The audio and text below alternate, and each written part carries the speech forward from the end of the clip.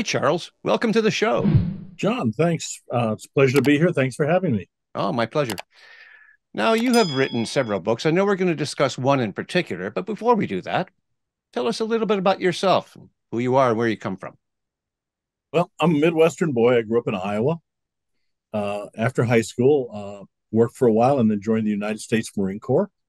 Spent 4 years in the Marine Corps, including a combat tour in Vietnam. Came back from overseas after 2 years overseas. Was stationed in Kansas City. Met and married my wife. Best thing I ever did. Ruth was 10 years older than I was and had 5 children when I married her. I claim insanity, but we were married for 45 years before she passed. So it worked. Uh, After military, I found that my military experience wasn't valued in business. So I said, okay, I'll go get the credentials. Went to college, got my MBA, my BBA, and my MBA. Sat for and passed my CPA exam while I was still in graduate school. Went to work for Texas Instruments. Spent 15 years in the corporate world, large corporations, small corporations, startups, turnarounds. Wonderful experience. But realized in my early 40s that I was never going to run a major corporation. I did not have the political skills. So if I wanted to run a company, I'd going to have to start my own. So Ruth and I basically I hung out my shingle some 30 years ago and started my own business and have continued to grow it and work in it and have fun with it for about 32 years now. And when did you start to write books? Oh, probably 25 years ago, I wrote my first one. I've got four. The first two were just, the first one was paper. That there wasn't any internet to put it on at the time, and then we did a couple more self-published. Then the last one, uh, I determined there was no good book for payroll for small businesses in the marketplace. So I said, okay, I'll write one. I figured I'd knock one out in a few months. Well, 2 years later, I got Wiley to publish the most recent book, the Payroll book, a guide for small businesses and startups. And that was quite an experience. I will say this as an author, having a publisher made a world of difference. It was a wonderful experience with Wiley. They really added to the quality of the book, and I appreciate that from them. It wasn't Yeah, cheap, but I still appreciate sure, it. sure. I imagine you wrote it, you sent it off for editing. The cover of the book had that designed for you as well. Yeah, we worked with them all on it, but yeah, they did the editing, they did the layout, they did the index for me. I was going to do it. I spent 2 days with software trying to do it, then went back to them and paid them to do the index, and it's far superior to what I ever could have done. So they used a professional indexer, and it just it's a wonderful thing. Well, professionals, they do that, you know. We all are You good do. at something. Well, good for you. And let's talk about that book. What's it all about? It's designed for the non business person who's in business to be able to understand all the ramifications of payroll laws, payroll taxes, ins and outs, other things that are payroll associated, handbooks, uh, uh, workers' comp, PEOs, other things that are payroll related that we deal with all the time. To to give the non business person the skills to, if they don't want to handle, at least understand what their professionals and their advisors are doing for them. So keep them out of trouble. And if they're small and they want to do it themselves, it gives them a lot of the answers and a lot of the tools to be able to accomplish this without getting into trouble with the government and their employees and the states and all these other people that regulate businesses. Hmm. Uh, Okay. they're everywhere. Well, how small a business would this be good for? Say you only have two people on staff besides yourself. Would it work there? Actually, actually, for yourself, if Okay. you are incorporated or you have an LLC that files in the US as an S corporation, you're required to take compensation as payroll Uh-huh. and therefore pay all the taxes and file all the forms and everything else. So we have for our clientele, we do payroll for services for people, and we have a lot of single entrepreneurs or professionals that have incorporated for legal and liability purposes that have to do payroll, and we take care of it for them. So it's one person can easily run afoul of the government with payroll and payroll related taxes. Interesting. I never thought of payroll that way. I became incorporated at age 48 or 49 thereabouts. I went freelance. I was a television editor. I worked for the network, but then that ended and I became freelance and started working on different shows. And I realized very quickly that editors, like most people in post-production, have their own company. So I incorporated, but I let my accountant do everything for me. I didn't understand any of it. Oh, And that's fine. That's what professional accountants do. But we get all the time people who've come in and have been defrauded by an employee because they didn't have enough knowledge to provide oversight. And employee fraud is rampant, as we all know, and it happens all the time. And I get the bookkeeper, the accountant, the in-house accountant, the brother-in-law, whatever, and all of a sudden, all the money's gone, and the government still wants to get paid. So if you don't have the base knowledge of what should be going on, how do you provide oversight in your own business? Now, it may work fine. Your accountant may be honest and upright and take care of everything for you, but people as prominent as Willie Nelson uh, got into problems with taxes because they weren't paid. yeah, sure. His accountant had defrauded him to the tune of millions of dollars, and one of his albums ended up being owned by the IRS to pay Yeah, back taxes. yeah, So it it it it happens, and that fraud happens particularly to people who aren't business people, sure. artists, doctors, people who are not analytical but creative. They don't provide the oversight because they don't understand it. What the book does is it provides an outline of this and some of the things to look for and some horror stories and some fun stories. So I don't suggest you sit down and read it cover to cover, but it's a great reference book to have on your shelf. And there's a couple areas that you can review fairly quickly to give you that base knowledge you need to provide oversight to the people who are handling it for you. Hmm. Well, that sounds very interesting. Now, you're in the United States. I'm in Canada. So, Right. how would that translate over to people living here? Would it be applicable, or is this strictly for U.S. Businesses?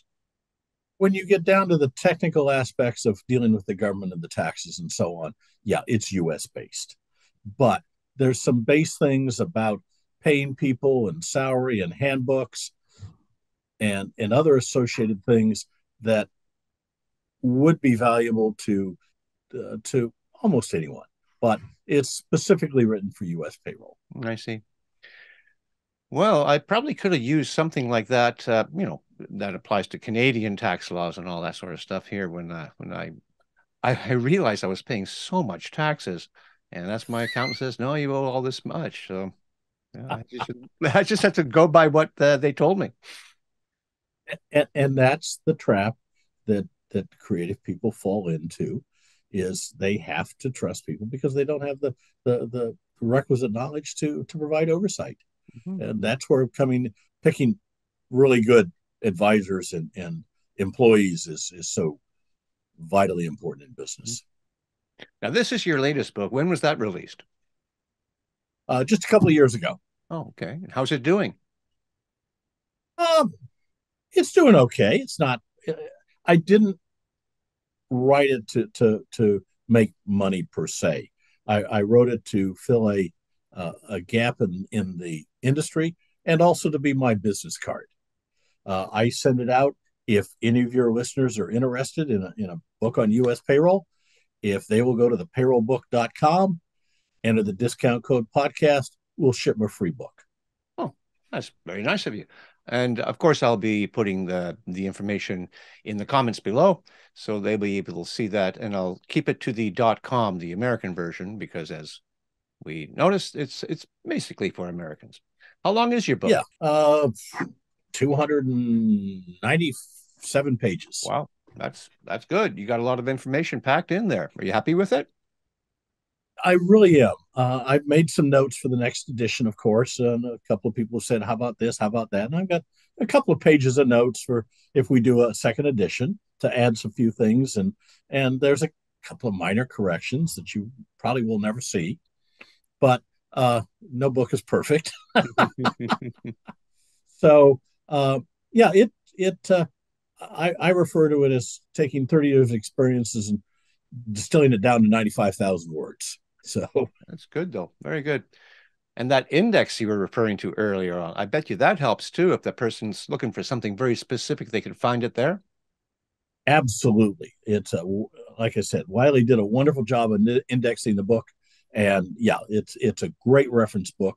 You can look up quickly a lot of things. It's written in a very conversational tone. I tried not to get overly techy. It's not designed to pass the certified professional payroll provider's exam. Okay, it's designed for the businessman, and of course, if they have questions, my phone number's in the book. Oh, great. A lot of the people that I interview here wish that they could increase their business and sell more books. Do you think there's a book like this could maybe help them out? That book has helped my business substantially over the last 2 years. It's also helped my position in the market, my self branding. I'm a published author. Um, so I'm viewed with having much more expertise than I would be had I not done it. Hmm. So I think writing a book for your particular business can be very worthwhile. Sure. You provide good information. And one of the things that all of us do is we know our business and we think everybody knows what we know. And that's not true. Uh, for instance, I know enough about post production editing to know I don't want to do it. I'm not very good at it. The software is very complicated, and I don't have all the tips and techniques to do it. Michael does it for me. Okay.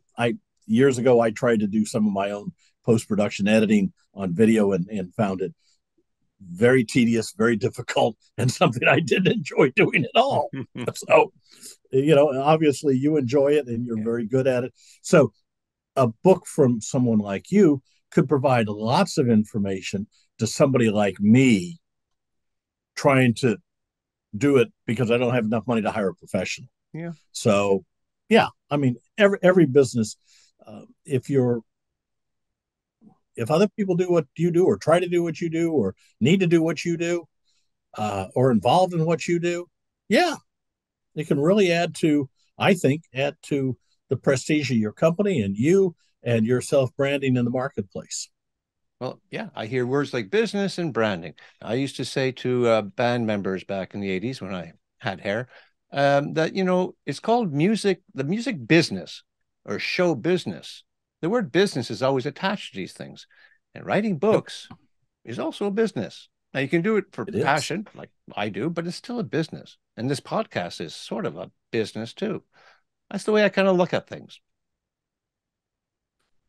You know, I, I forgot who said it. It was one of the presidents, but the business of America is business. Okay. And the business of the world is business. Everything runs on business with few exceptions. Uh, and so, there's love and there's marriage and children and so on. But most of the rest of it, it's business. Absolutely. Follow the money. And you'll find people's motives if you do that. Well, every day we have to eat and we have to wear clothing and shelter ourselves. That all costs money. Sure. Absolutely. Put food on the table, take care of our families. That's not free. Do you want to talk about your other books briefly? Well, yeah, the previous one was one on the back office for the beauty business. My first marketing manager was an esthetician by trade, so that was her business. So we wrote a book, the payroll side, the contracting side, and all those things that were involved in dealing in that were particular to the beauty business. We'd contemplated a series on other businesses. We didn't do it.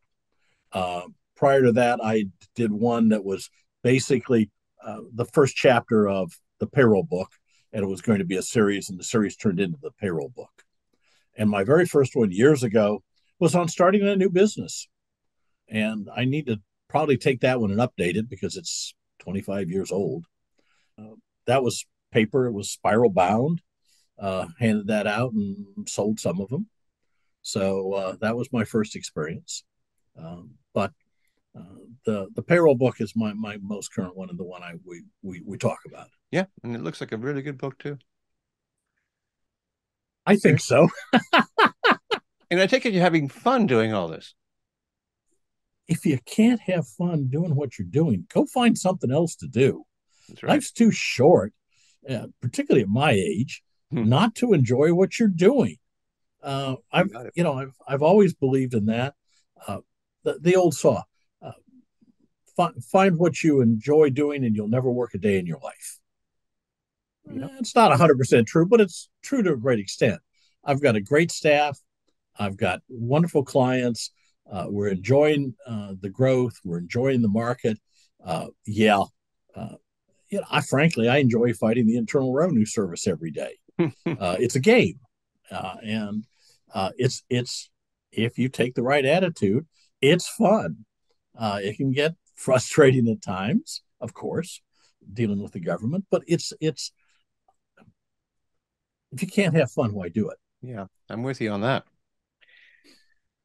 Any final words you want to tell us, Charles? Well, again, let me know and I'll send you a copy of the book free of charge. So no shipping, no handling, just go get it. And if any of your listeners have payroll questions, they're free to call me. I love to solve problems. I'm a problem solver by nature. So, call me, write me, whatever, free of charge. If it gets complicated, I'll quote your price. But other than that, no big deal. Wonderful. Well, that's quite the offer. Charles, it's been a delightful time speaking with you on a subject I know very little about, but you sure made it sound understandable. And I think that's wonderful. I bet your book does the same thing. Thank you, John. My pleasure. Okay, well, you have yourself a nice day. Bye-bye.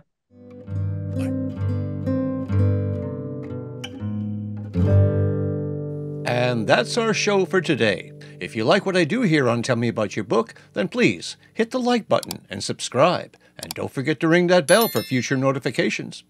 And if you are a self-published author, I would really like to speak with you. Until such time, keep on writing and be kind to one another.